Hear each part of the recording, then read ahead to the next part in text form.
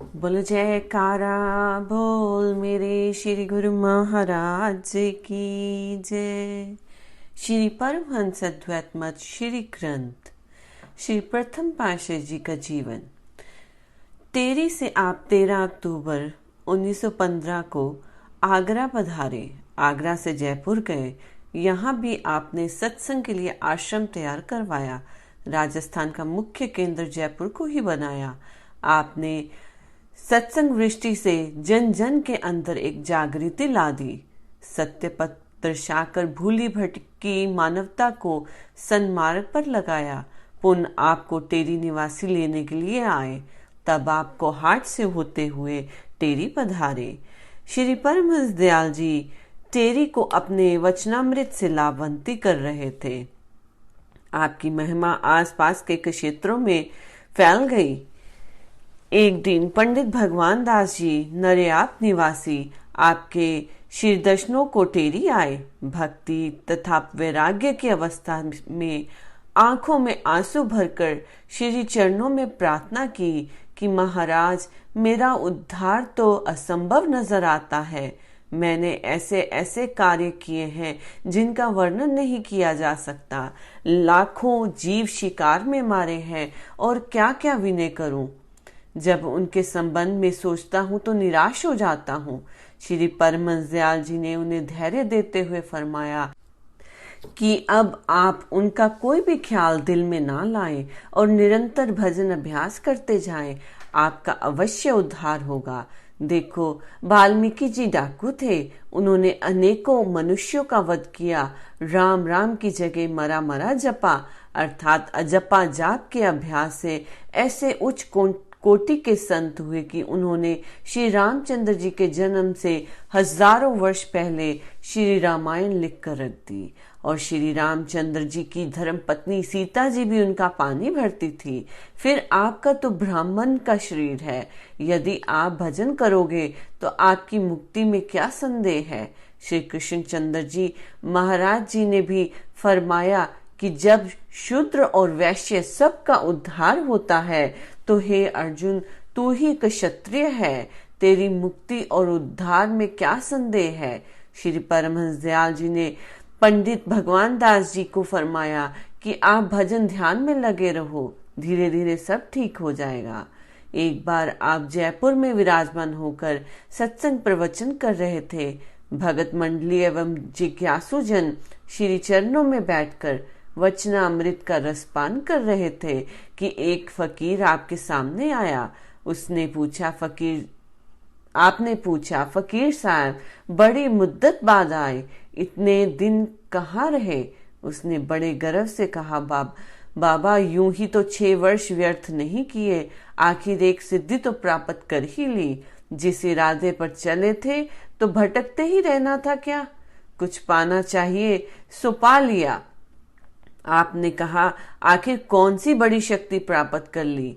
हम भी तो देखें कि क्या पाया आपने। उसने कहा, यदि आप देखना चाहते हैं तो ये लीजिए, देखिए। उसने झट से आंखें बंद की और मुंह में कुछ कहते हुए लोटपोट होता हुआ देव दुर्लभ मानव काया को पलटकर मृग बनकर कुलाचे भरने लगा।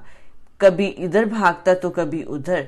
जब कुछ देर उसने अपना मनोविनोद कर लिया तो वह अपनी काया कल्प कर मनुष्य रूप धारण करने के लिए खूब जोर लगाने लगा। भगत मंडली ये सब देख रही थी कि आप श्री परमहंस दयाल जी उसे मात्र देख ही रहे थे। वह काया कल्प करने के लिए छटपटाने लगा। कभी दीवार से सर टकराता तो कभी भूमि पर, फिर गिर गिर कर माथा पटकता, परंतु अपने कार्य में सफल ना होने पा रहा था। एक भगत ने विनय की, प्रभु, इसे क्षमा कीजिए। आपने फरमाया कि जब तक ये संकल्प न कर दे कि मैं पुण्य इस प्रकार नहीं करूंगा, तब तक ये अपनी पहली अवस्था में नहीं आ सकता। उस मृग रूपी फकीर ने संकल्प किया और क्षमा याचना की। वह अपनी पूर्व देह को प्राप्त हुआ तो आपने फरमाया, मनुष्य तो अपनी इच्छाओं एवं वासनाओं के अधीन पहले ही पशु तुल्य कर्म करते हैं। फकीरों का काम तो उन्हें मानव जन्म की विशेषता का बोध कराना है। आत्म जागृति की मनुष्य की साधना है। मनुष्य बनकर पुनः जानवर बनने के लिए साधना करना कितनी अज्ञानता है। और फिर फूला नहीं समाता अपनी अज्ञानता पर कि मैंने कुछ पा लिया है। यदि पाना ही है तो वास्तविक वस्तु को पाने का प्रयत्न करता, जिससे पुण्य जन्म मरण के चक्कर में ना आना पड़ता। साधु का कर्तव्य तो ये है कि जैसे आरिफ ने कहा है कि आबो गिल बरहम जदन खुदरा व खुद जुस्तन मदाम कफ से जूझ वियत शिकतसन दीदा बस्तन सुए यार। अर्थात 5 तत्व के शरीर से मुंह फेर कर अपने आप को अपने में ही सदैव खोजना, इस पिंजरे रूपी बंधन को तोड़कर आंखें प्यारे की ओर लगाए रखना, यही एक सच्चे जिज्ञासु का कर्तव्य होता है। फकीर ने क्षमा याचना की और आपसे प्रभावित हो नित्य प्रति आपके श्री दर्शन एवं सत्संग से लाभान्वित होने के लिए आने लगा। भगत मंडली इस अगम लीला को निहार नतमस्तक हो आपके गुणवाद गाने लगी और अनायास ही भगत जी ने कहा कि पूर्व पुण्य के फल स्वरूप हमें पूर्ण सत्पुरुषों की सुसंगति का सुअवसर प्राप्त हो गया है। इससे पूर्णता लाभ उठाना चाहिए। एक बार आप टेरी में भगत भगवान दास जी के घर ठहरे हुए थे। एक दिन राजयोग, ज्ञान योग, कर्म योग आदि विषयों पर सत्संग वार्ता हो रही थी। वार्तालाप करते करते प्रेम योग को उच्चतम योग बतलाकर हर्षयाति आनंद में हो गए। नैन मूंद लिए और अश्रु की धार बहने लगे। प्रेमी जन इस दृश्य को देखकर कि महापुरुषों की लीला अगम है, मौन हो निहारते रहे। परंतु नंदलाल भगत जी तो मानो इस दिव्य रूप को निहारने में आनंद मगन हो समाधि स्थित हो गए। कुछ समय पश्चात आपने नेत्र खोले और अपनी पूर्ववत अवस्था में प्रवचन आरंभ किए। सभी भगत जनों का ध्यान बार बार उस भगत जी की ओर खींचता चला गया कि अभी तक वो समाधि अवस्था में बैठे हुए हैं। आपने सबकी ओर निहारते हुए फरमाया, भाई इसमें आश्चर्य की क्या बात है, ये सब हार्दिक विशुद्ध प्रेम का परिणाम है। भगत अमीर चंद जी ने उठकर विनय की, दाता दयाल जी, हमने इस प्रेमी को कभी भजन ध्यान करते हुए नहीं देखा, तो इसे समाधि अवस्था कैसे प्राप्त हो गई। आपने फरमाया, प्रेम का नियम ही यही है, जो दिल की तारों को झंझनाकर आनंद के राग गाने लगता है, उसी राग में स्वयं को विलीन कर देता है और परम पद को पा लेता है, जहाँ पर योगी तापस सिद्ध साधक हजारों जन्मों तक भी नहीं पहुंच सकते। सब ने पढ़ा सुना तो है, परंतु अनुभव के बिना उस गति को कौन जान सकता है। उद्धव ज्ञानियों के सिरमौर नीति निपुगन और श्री कृष्ण जी ने सखा थे। उन्हें कब मंजूर था कि उद्धव ज्ञान की गांठ में बंधे रहकर कई जन्म और ले और लक्ष्य को पाने में इतना समय लगाए। उन्होंने उद्धव को ब्रज में गोपियों को ज्ञान प्रदान करने के लिए भेजा, परंतु रहस्य यही था कि वह प्रेम भक्ति के स्वरूप को निहार सके। सो वह ब्रज के में गए। उनको जैसे ही परा अपरा भक्ति के भेद समझाने लगे तो गोपियों ने एक ही वाक्य में सब सार बतला दिया।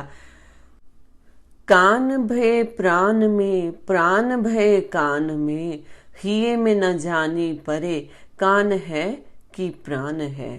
संस्कारी जीव ही सत्पुरुषों की शरण ग्रहण कर इस तथ्य को समझ जान सकते हैं। ये तो दिल का सौदा है, जितना कोई देगा उतना ही लेगा।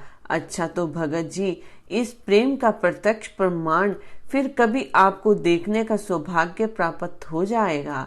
ऐसा फरमाकर आपने सत्संग की समाप्ति की और सभी प्रेमी श्री परमहंस दयाल जी के गुणवाद गाते हुए कृत्य हो गए। कुछ समय पश्चात भगत अमीर चंद जी भगत नंदलाल जी के घर में किसी कार्यवश गए। भगत जी से बातचीत करने में संलग्न थे कि भगत जी उठे और कहने लगे, भगत जी देखो, अभी मुझे आपसे बात करने की फुर्सत नहीं, क्योंकि श्री परमहंस दयाल जी ने भगत भगवान दास जी के घर जाते हुए मार्ग में ही इधर आने का विचार कर लिया है। अंत मुझे अभी उनके आगमन की तैयारी करनी है। भगत अमीर चंद जी ने कहा, नंदलाल, फकीरों की दुनिया निराली होती है। तुम्हें कोई संदेश तो भेजा नहीं कि आने की राह देखो। बैठो, 2 मिनट मेरी बात निपटा ले। भगत नंदलाल जी ने कहा, वाह भाई, खूब कही। वो तो आधे रास्ते तक पहुंच चुके हैं और इधर आने का इरादा है, सो मुझे अब इस काम धंधे की बात की जरूरत नहीं। देखो भगत जी, अब तो वो गली में भी पदार्पण कर चुके हैं। अभी अभी उनके श्री दर्शन आपको भी हो जाएंगे और मुझे भी। भगत जी तो हैरान हो गए कि आज का प्रोग्राम तो भगत भगवान दास जी के घर का था।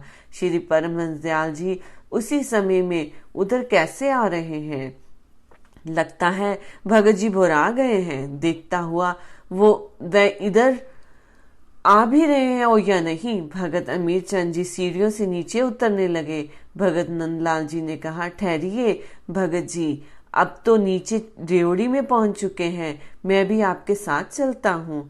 जब वे दोनों नीचे उतरे तो देखते ही भगत अमीर चंद जी हैरान रह गए कि श्री परमहंस दयाल जी ड्योढ़ी में खड़े थे। दंडवत वंदना कर स्वागत सत्कार से उन्हें ऊपर ले गए। भगत अमीर चंद जी ने श्री चरणों में विनय की, प्रभु, क्या आपने नंदलाल पर कृपा कर इसके दिव्य नेत्र खोल दिए हैं, जो घर बैठे ही जान गया श्री परमहंस दयाल जी इधर आ रहे हैं, मार्ग में हैं, अब यहाँ पहुंच गए हैं।